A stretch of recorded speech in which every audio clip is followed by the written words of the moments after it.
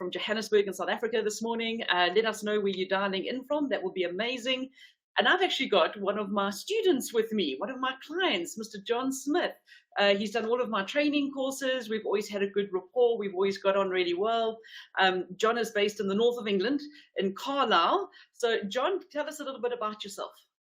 Morning, Vanessa. Thanks for that. Yeah, so I've been running my business, Smith Recruitment, now since 2018.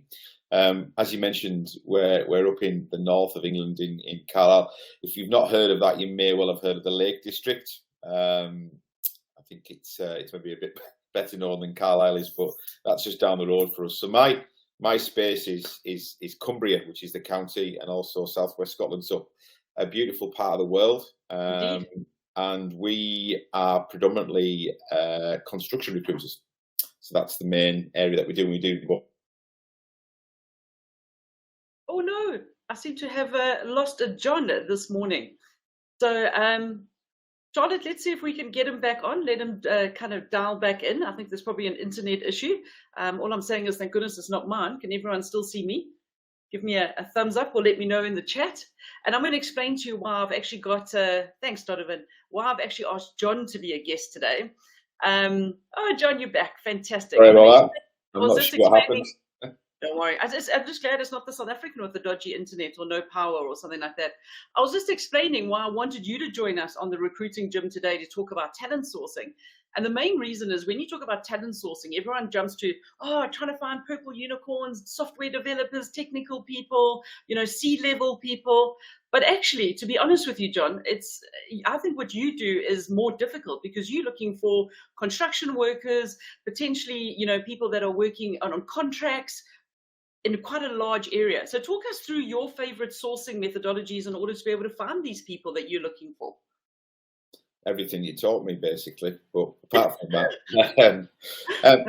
so I mean, it can be obviously a lot of the stuff that we did, Vanessa, was around was centered around the IT sort of sector. So we've had to kind of sort of regurgitate that and use it for our business.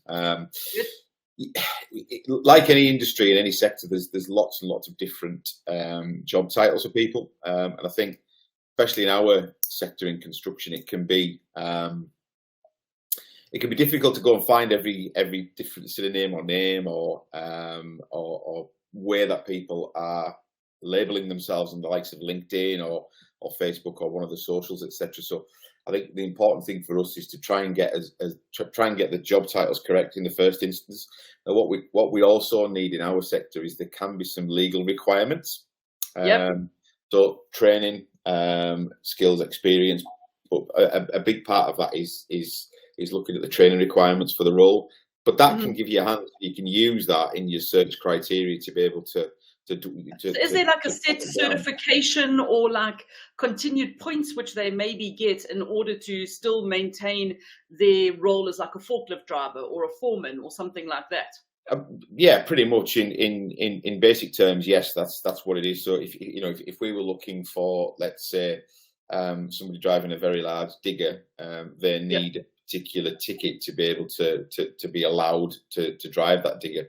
But then it goes further. So if we're looking down the management route, then there's certain qualifications that they need to be able to run and manage a site. So things like SMSTS and triple STS, which are words that we use on a daily basis in our sector.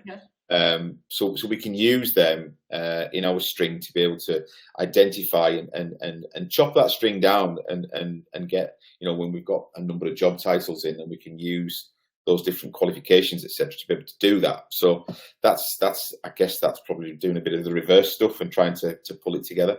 That's amazing. And it's always about having those keywords, because it comes down to the must-haves for a lot of these people.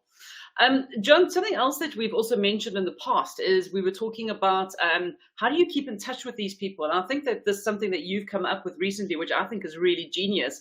And I think could potentially only work in your sector due to the nature of the work that people do. They're not sitting in front of laptops all day, every day, like most people, who are active on LinkedIn do. So tell us a little bit about that. Yeah, so I mean, when we were looking at the training with yourself, and so one of the things that came out was obviously trying to create this community. And I guess I kind of looked at it a different way, with the source material that we were looking at with IT, professionals, people in the IT sector can be on their emails all day long, and Yep.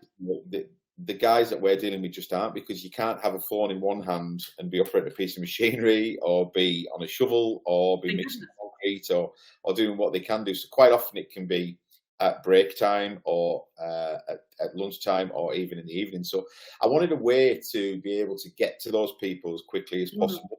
And we're also dealing with potential candidates who maybe aren't quite as swishy on IT as we'd like them to be. Yep. But we kind of sort of rolled that forward a little bit to think, what's the best way of doing that? And one thing that we're using more and more these days is WhatsApp. Okay. So it was actually my partner who came up with this idea. So I just need to give her the credit for this. She said, why don't you create a broadcast list? What's a broadcast list? I said. So she showed me what one was, and it's a little bit different to a group. So a group, if there was 10 people in the group, 10 people would get a group message, where when it's in a broadcast list, it's only one message to that one.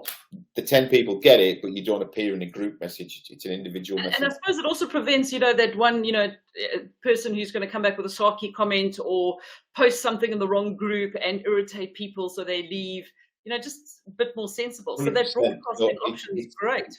It's more direct. It's more into that person. It feels personal. It feels like you've sent them the message, and we're using that way before any other sort of way of communication. So we're trying to create our community by job title. So we mentioned digger before. We could mention dump truck, we could mention site manager, we could mention quantity surveyor, we could mention all these different titles. So on my phone now in WhatsApp, there's lots and lots and lots of broadcast lists. So when we get a job in, we can send that out to that broadcast list really quickly. And a lot of a big part of our industry is being responsive and getting that message out and getting somebody in ASAP.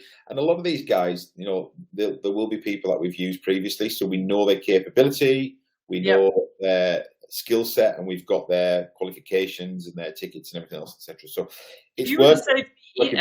In your phone, would I be like talent sourcing trainer Vanessa Roth, and then if you wanted to broadcast something to all the talent sources, that's how you would have them saved. So it's easy to find. Absolutely, and you build the list up of the phone number. So as you say, you need it. The way that I've done it is I've used a tag. So it might say Leon, and then it might say 360, which is a 360 excavator. So everybody who fits into that group has got the numbers 360 attached to. So you just choose 360 and then you broadcast to all. Then go into WhatsApp, and then you add that person to the broadcast list, which is set up for the 360 digger. Which is pretty basic and straightforward. But once you start doing it, it's like, why wasn't I doing this when WhatsApp? Exactly. And do you also find, I'm just thinking here, is that do you find that when you send it to someone, and you say you send it to Leon isn't available, but he's got a mate who's looking for work, and he can just forward it on quickly? Absolutely, and that's the beauty of it, because it's a WhatsApp message and it's direct to somebody. They can then send it on. Now, the other thing that we're doing as well, on top of that, is actually using voice notes and voice memos to people. I've seen a statistic the other day, and I haven't got it to hand, but I'm sure it was something like 60%. There's 60% more chance of somebody listening to a voice note than there is looking at a text or a message on WhatsApp, which I was blown away by. But when we've actually tried it, it works. So can you broadcast a voice note? Yeah. Can you broadcast a video? Not tried video. I haven't been that technical yet. But John, come on. We've tried the note. But yeah, I mean, we certainly could do. But I think again, if we're looking in our area, it's about access. A voice note is quicker. If someone's got a video, they need a good internet connection, etc., and all that sort of stuff. So I think if we can send a real quick voice note saying it's John from Smith Recruitment, I'm looking for a 360 operator to start on Monday. The rate of pay is X, the hours are this. Are you interested? Give me a thumbs up or a thumbs down as well. So all they need to do is just go and hit the thumbs up if they are. Then we can take it further. So we're not even looking for that big piece coming back to you. Yeah. You're interested, we will do the rest and we'll chase you up and get going. Sure. No, that sounds amazing. Excellent. And when it comes down to more things around talent sourcing, what do you find is really working for you in your speciality area of construction? You know, that industry. What's worked? The big thing that we're noticing at the moment that is helping on all sorts of different levels, but certainly for pulling together strings, etc., is AI. You can't get past it, etc. You know, it's the future. It's working really well. And are you using AI embedded in a software, or are you just going yourself to like a Chat GPT? Chat GPT. We also have the Firefish CRM platform, and we're fans of Firefish.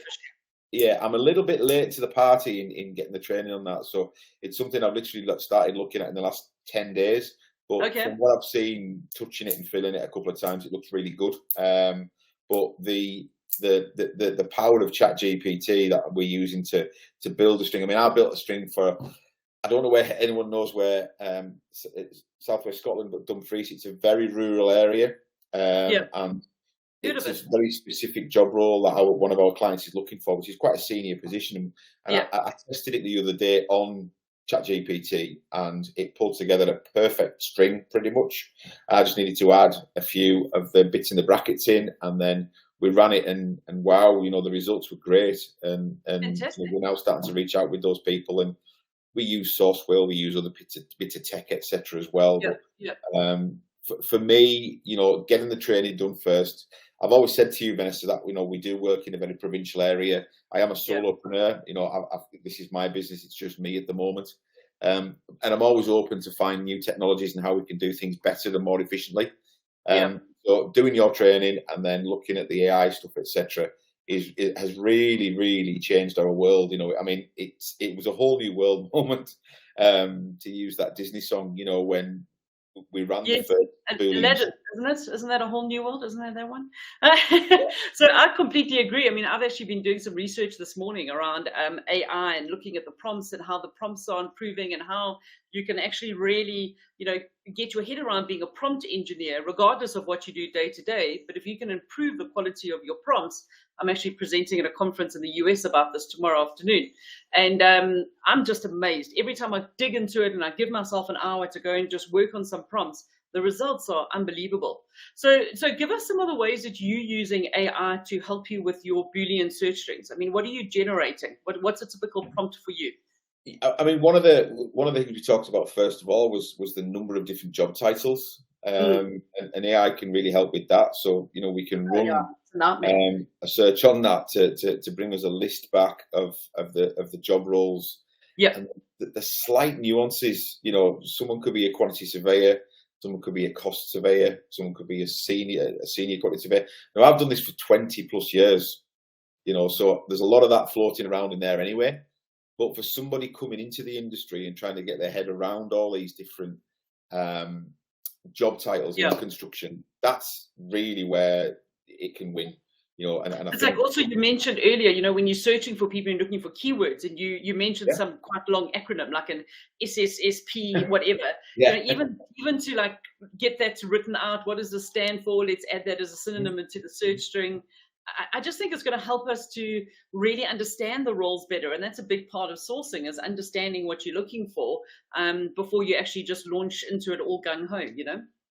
Yeah, and I mean, we're using it for all sorts of different things. You know, we're using it to generate content. We're looking for content ideas using, for our LinkedIn posts using ChatGPT, etc.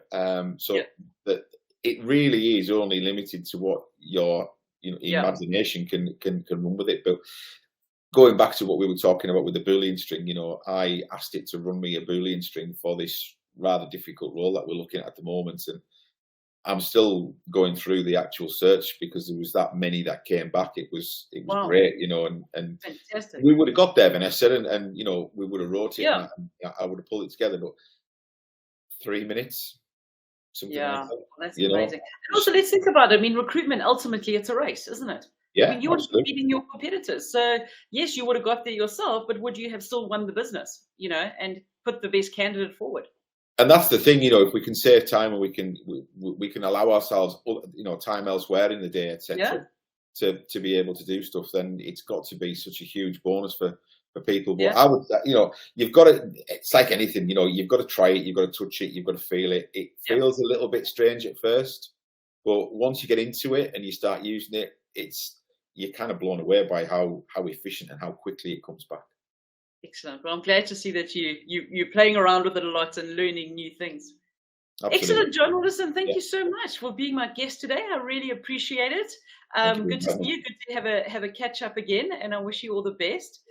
Tomorrow, guys, on the Daily Work, it's actually just me, and I'm going to be breaking down my sourcing philosophy. Thursday, we have the other sourcing trainer. We have the lovely Catherine joining us. And Friday, we've got Jane, another client of mine. You probably remember Jane from some of our sessions, John, from the Career Farm. She is joining us on Friday. So, yeah, the rest of a bumper-packed week. So, John, what's your plan for the rest of the day? Go through that sourcing string. That's it. Pretty much. Yeah, but no, we've got, we also run a temp business, so it's wages day to day. So that's, as soon as we finish here, I will be doing the wages. Excellent. So, well, I'm going straight into a training session at 12:30. So, yeah, looking forward to it. But you keep well, and thank you very much. We'll chat soon. Thanks for inviting me. See you, Ben. Cheers, man. Cheers. Bye-bye. Bye.